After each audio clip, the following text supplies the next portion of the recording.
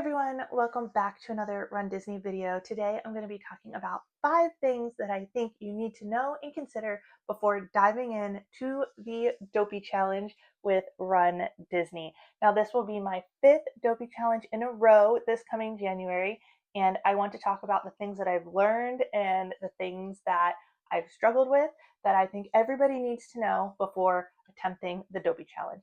And even if this is not your first time doing the Dopey Challenge or the marathon or any Run Disney races, some of this information might be good to know, or maybe you can leave us a comment down below and put the things that you suggest, because I would love to hear from other people what you've learned or what you need or any kind of tips and tricks for myself or anybody else who's planning on earning this medal and the rest of the ones behind me that came with this set.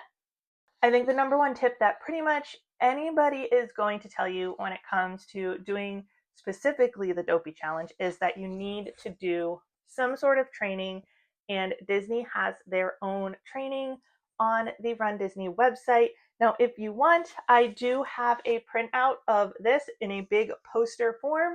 I will put a link to it. It's on Canva. So I'll leave a little Canva link for you to copy the link, and then you can save it as a PDF and print it wherever you want. There's no copyright anything on it. There's no pictures or anything, so you shouldn't get flagged anywhere because I've had that happen before. But I've got a big poster of all of this that you can print out, and you can even get it on a laminate type paper, so you can write with a whiteboard marker and then erase it and use it again next year. So that's what we're doing, but they did update the guide this year. So if you don't have the new guide, they did update it a little bit this year. It is different. I will tell you, I have followed this program pretty closely, and then I've also done a Run Disney where life fell apart and I didn't get much training. The experience is drastically different between absolutely never wanting to put on a pair of running shoes ever again to basically having a 7-hour party out there on the course with everybody else. So significantly different. I have vlogs of both of those available if you want to see me having a blast and me absolutely hating myself. The training absolutely makes a difference. Do not forego the training. You can use other training guides, but I've always used the Run Disney guide. Print it off of their website. Use the poster if you want. Follow the guide. It starts on June 30th for Dopey 2027. Another thing that is a really good idea to do that a lot of new runners don't necessarily think of is your shoes. One, you have to find a pair of shoes that is comfortable for you, because I've also done 2 Dopeys in shoes that didn't fit right, and it was because the ones that I previously used, they didn't make them anymore, and so I couldn't get them, so I had to use a different pair of shoes that really hurt. And the first time around, I just used the cheapest running shoes I could find, which also was not a great idea. Now I run in Hoka Bondis.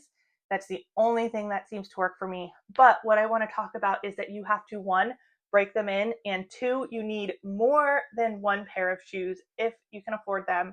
The reason for that is that most running shoes have a typical mileage of 300 to 500 miles before you want to toss them and get a new pair of them, right? But then you also have to break in the new pair, so you don't want to do 50 miles worth of distance in one weekend on a brand new pair of shoes. It's a really good way to injure yourself. And you also don't want to go through your training with the same shoes and then swap it out close to the end and then find out they don't work for you either. The Dopey Challenge guide, depending on what you do, if you do all the minimum distances required, because there's some weekends where it's do 4 to 6 miles. If you do only the 4 miles, you're at about 490 miles. And if you do all of the mileage listed, you're at about 501 miles. And that's saying that you're going to do just 3 miles on the 45-minute days. So Tuesdays, Thursdays, where you run 45 minutes like this. Let's say you're doing a 15-minute mile, so you would get 3 miles in. That's where that calculation comes from, 3 miles, and then all of the other distances. If you are a faster runner and you do more mileage than that, you're going to be upwards of 500 miles worth of training by the time you get onto the course at that start line. That's a lot of miles on 1 pair of shoes. So the best thing to do is to either get 2 pairs of shoes and alternate them. Do 1 day with this shoe, 1 day with that shoe, 1 day with this shoe, 1 day with that shoe. So the mileage is split up between the 2 shoes. And then you also have 2 pair of shoes for when you get to Disney, because I have gone running down Main Street in inches and inches of water to wake up the next day and my shoes still be wet. So having an extra pair of shoes is always a good idea, but also to get that training in. Now, if you do a lot of mileage, it might also be a good idea to swap out those shoes for different shoes halfway through, or to start breaking in new shoes. Or some people like a tempo shoe and a recovery shoe and a low distance shoe and a high distance shoe and all kinds of stuff. So when you really get into professional running, things start getting extreme. But for those of us that are just like average runners looking to have a good time on the course, if you take 2 shoes from the beginning and you work your way up, alternating those shoes, you should be good by the time you get to the race. One of the big things that everybody needs to know is hydration and fueling. You want to make sure that you are hydrating yourself and that you are getting enough carbs and calories out on the course, sugars, salts, all of those things on the course. Don't go to the race just assuming you're going to get your water and whatever they give, sports beans that everybody throws on the ground because nobody likes them. You don't know what you're getting out on the course. You'll get a banana or 2, you'll get some water and Powerade. Everything else is up in the air. It's going to be sports beans, it's going to be honey stinger chews, it's going to be whatever else they have out there. They give you chocolate, sometimes they give you a little Dove chocolate, sometimes they give us like whatever, little wafers or something like that. I forget what they gave us last year.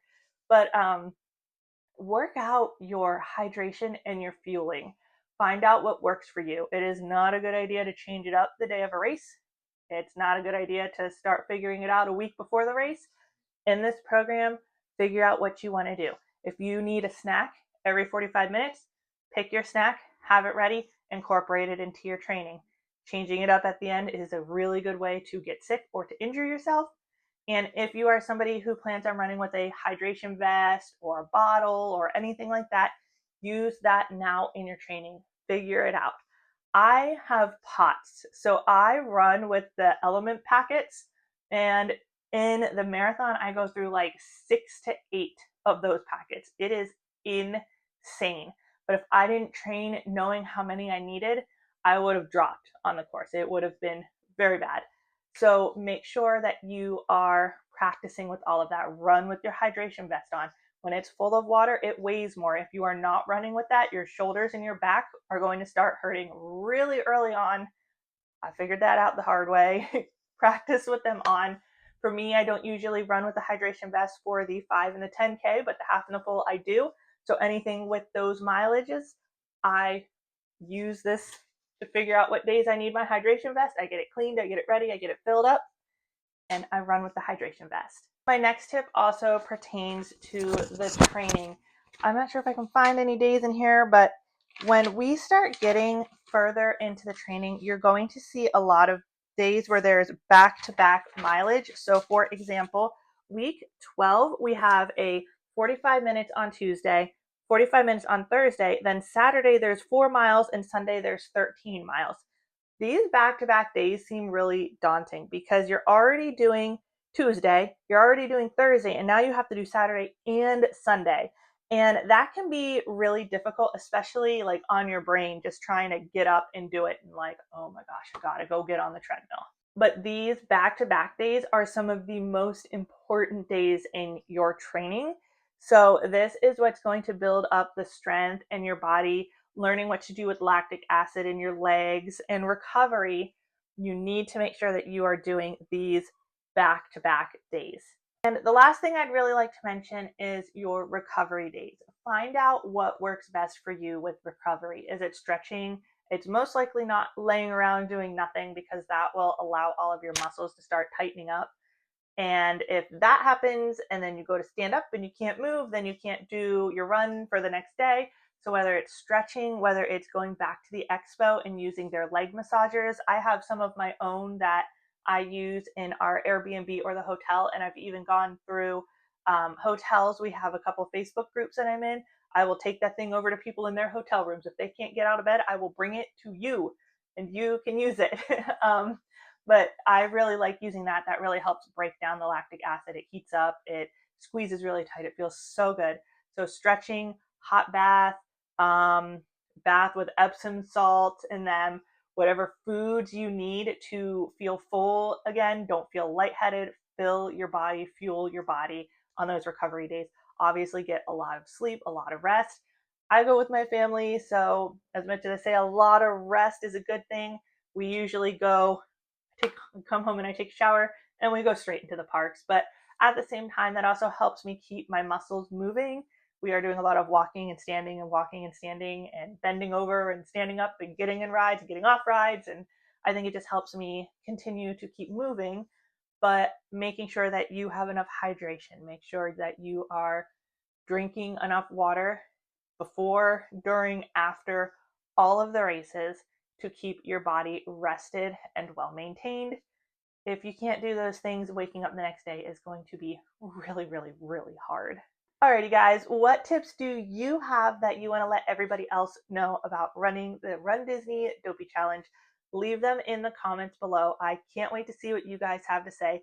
Let me know if you are running any Disney races, what you are running, if it's your first Dopey, your second Dopey, your 10th Dopey, your last Dopey. Let me know what you guys are running. And I'll see you guys in the next video. Bye guys.